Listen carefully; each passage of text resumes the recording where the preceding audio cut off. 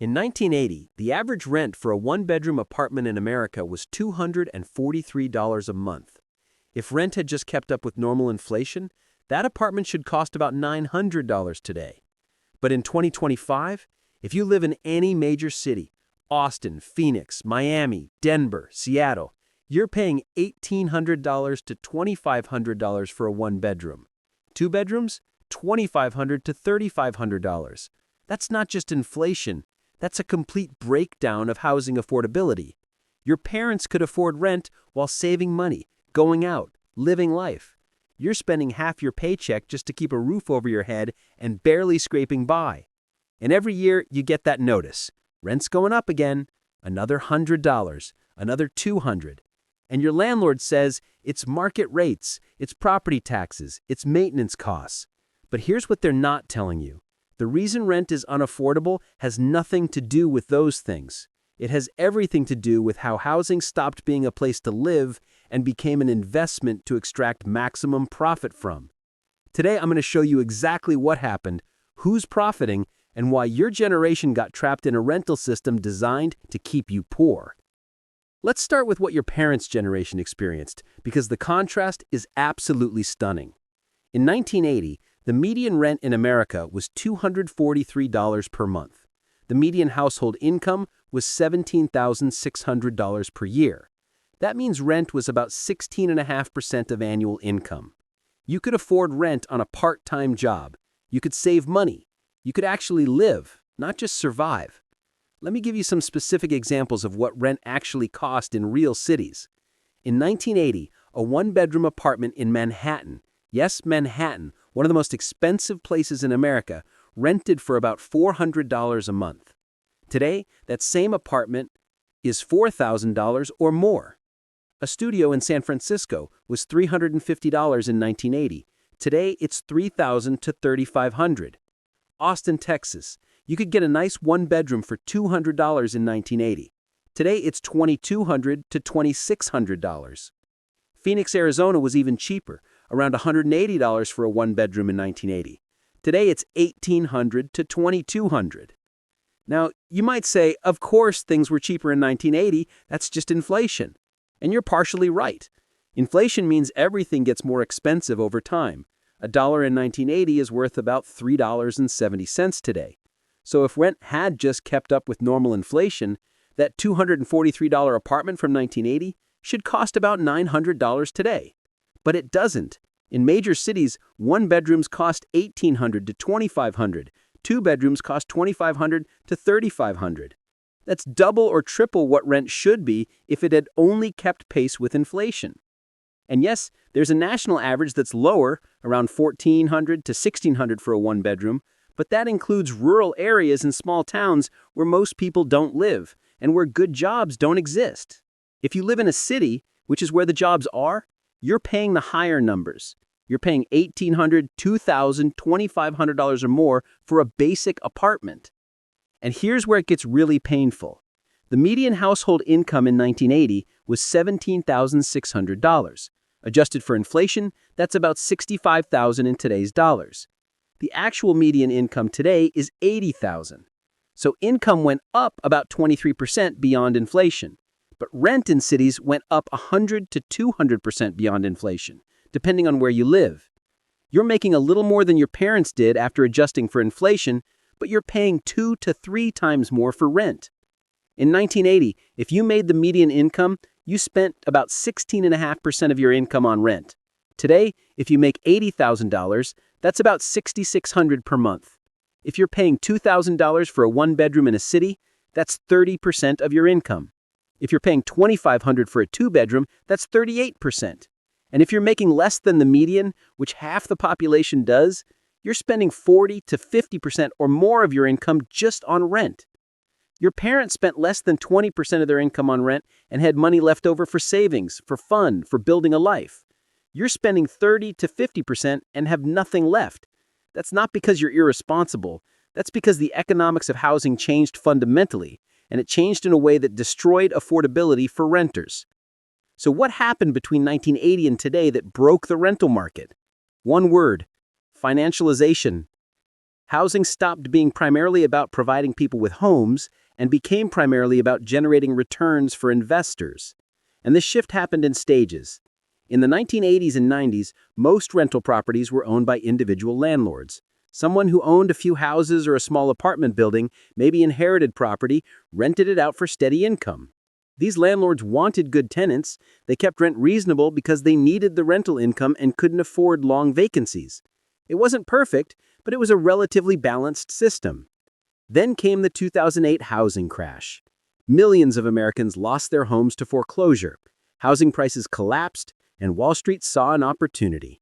Private equity firms, hedge funds, and massive corporations moved in with billions of dollars and bought up foreclosed homes at rock-bottom prices. They didn't buy these homes to sell them to families. They bought them to rent them out and turn housing into a new asset class for investors. Companies like Blackstone, one of the world's largest private equity firms, spent tens of billions of dollars buying up single-family homes across America. They created a company called Invitation Homes that now owns over 80,000 rental houses. American Homes for Rent owns 60,000. Progress Residential, Tricon, Amherst, these are billion-dollar corporations that own tens of thousands of homes each. And they all have one goal: maximize return on investment. Here's how they operate differently than your old landlord. Traditional landlords made money from rent. If the unit was empty, they made nothing, so they kept rent affordable to keep tenants. But corporate landlords aren't just making money from rent. They're making money from the increasing value of the property as an asset. They buy properties, raise rents as high as possible, and then either sell at a profit or use the properties as collateral to borrow more money to buy more properties. It's financial engineering. And they use technology to optimize this. There's a company called RealPage that sells software to landlords. This software analyzes millions of data points from rental markets across the country and tells landlords exactly how much to charge for rent. And here's the key: the algorithm doesn't optimize for full occupancy. It optimizes for maximum revenue. It literally tells landlords to raise rent even if it means some units stay empty because they'll make more money overall from the higher rent on occupied units. Multiple lawsuits and investigations have accused RealPage of facilitating price fixing, because when every landlord in a city uses the same software that tells them to raise rent by the same percentage at the same time, that's not a free market. That's coordinated pricing. But it's legal or exists in a gray area that regulators haven't fully addressed. On top of corporate landlords, you have foreign investors, wealthy individuals and investment funds from China, Canada, Europe, the Middle East. They've poured hundreds of billions into American real estate, especially in major cities. They buy condos, apartment buildings, entire developments, often with cash, often sight unseen. And many of these properties sit empty or barely occupied because the investors don't care about rental income. They're parking money in a stable asset. To them, a condo in New York or Miami is like a savings account that appreciates in value. Whether anyone lives there is irrelevant. All of this combined to fundamentally change the rental market. Housing became a commodity like gold or oil. And when something becomes a commodity, the incentive is to restrict supply and raise prices because that's how you maximize profit. Your parents rented from landlords who needed rental income. You're renting from corporations and algorithms designed to extract maximum profit regardless of whether you can afford it. Here's something that seems completely irrational. In many cities, rental vacancy rates are 10 to 15%. That means 1 in 10 apartments is sitting empty. And yet landlords keep raising rent. In a normal market, if you can't sell your product, you lower the price. But landlords do the opposite. Why? Because empty units don't hurt them the way you think they do. Let's say you own an apartment building with 100 units. You're charging $2,000 per unit. That's $200,000 per month if everything's full. Now you raise rent to $2,400. 10 tenants can't afford it and leave. Now you have 90 units at $2,400, which is $216,000 per month. You're making more money with fewer tenants. But here's the even more important part. The value of your property isn't based on occupancy. It's based on potential income. When banks, investors, and appraisers value a property, they look at what you're charging for rent, not how many units are actually occupied. If you're charging $2,400 per unit, The building is valued as if all 100 units could generate that income. So raising rent increases the paper value of the property, which means you can borrow more money against it or sell it for more, even if occupancy drops. This is why corporate landlords often prefer empty units at high rents over full occupancy at lower rents. The empty units increase the asset value of the property, which is what actually matters to investors and shareholders. Your need for affordable housing is completely irrelevant to their business model. There's also the concept of rent comps, short for comparable rents. When setting rent, landlords look at what others nearby are charging. If everyone raises rent together, the entire market shifts upward. And because so many landlords now use the same pricing algorithms, they all increase rent at similar rates at similar times. It's a coordinated upward spiral that benefits property owners at the expense of tenants. And every time you complain, landlords have ready-made excuses. Property taxes went up, insurance costs increased, maintenance is expensive. And sure, those costs exist. But property taxes didn't double or triple. Insurance didn't either. The real reason they raise rent is simpler. Because they can. Because you have no choice. Because the alternative to paying is homelessness. So why can't you just move somewhere cheaper or buy a house like your parents did? Because the system is designed to trap you in the rental market forever. First, there's the geographic problem. Jobs, especially good-paying jobs, are concentrated in cities. And cities are where rent is most expensive. You could move to a rural area where rent is cheaper, but then what do you do for work? Remote work helped some people escape expensive cities during the pandemic, but most jobs still require you to be physically present, or remote jobs pay less if you're not in a major market. So you're stuck choosing between affordable rent with no job opportunities or unaffordable rent near where jobs actually exist. Second, even if you wanted to buy a house, you can't save for a down payment when you're spending 30 to 50% of your income on rent. The average down payment for a house is about $20,000 to $40,000, depending on the market. If you're spending $2,500 a month for a two-bedroom and have student loans, car payments, groceries, health care, child care if you have kids, you have nothing left to save. Your parents could save for a down payment because rent was only 16% of their income. You can't because rent is double or triple that percentage.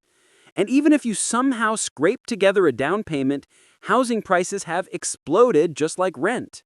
We covered this in previous videos, but it's worth repeating. The median home price in 1980 was $63,000, which is about $233,000 in today's dollars. The actual median home price today is $420,000. So homes are also way more expensive than they should be, and you can't afford them because rent already ate all your money. Third, wages have stagnated while everything else got more expensive.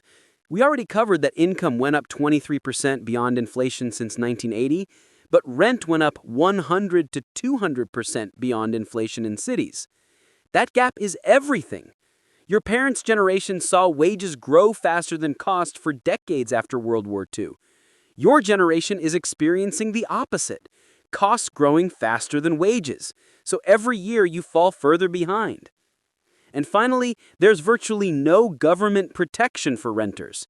Some cities have rent control laws that limit annual rent increases, but most cities don't. And even where rent control exists, landlords find loopholes. They renovate units and claim they can charge market rate for upgraded apartments. They claim building-wide improvements justify rent hikes.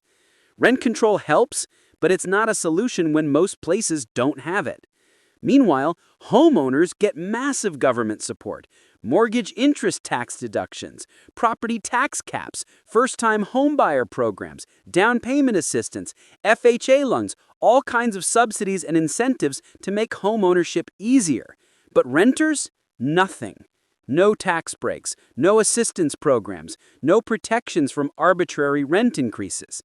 The system is designed to help people who already own property and to extract maximum money from people who don't. So, where does this leave you?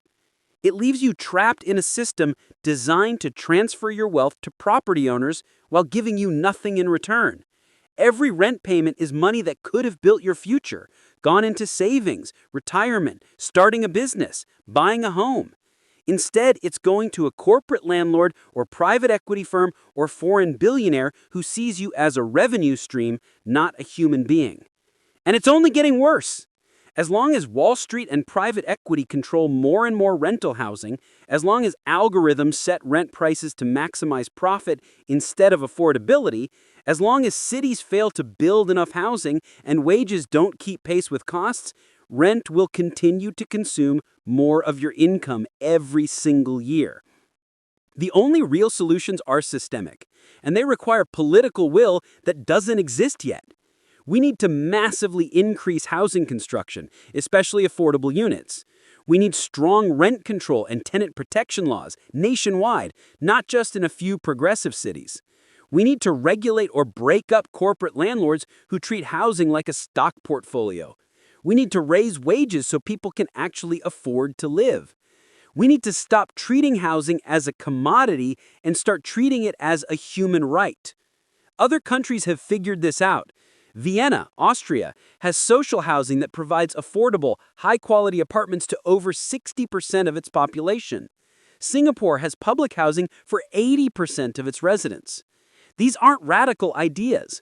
They're proven policies that work. But in America, real estate investors and property owners have enormous political power, and renters don't, so nothing changes. Your rent keeps going up because housing in America was turned into a profit machine for Wall Street, private equity, and foreign investors. They bought up properties, use algorithms to maximize rent, and don't care if you can afford it or if units sit empty because they're not trying to house people, they're trying to maximize returns on investment. Your parents paid 16% of their income for rent. You're paying 30 to 50%. If you live in a major city and you're paying $1,800 to $2,500 for a one-bedroom or $2,500 to $3,500 for a two-bedroom, you know exactly what I'm talking about. That's not because you're doing something wrong. It's because the system changed, and it changed specifically to extract wealth from renters and transfer it to property owners and investors.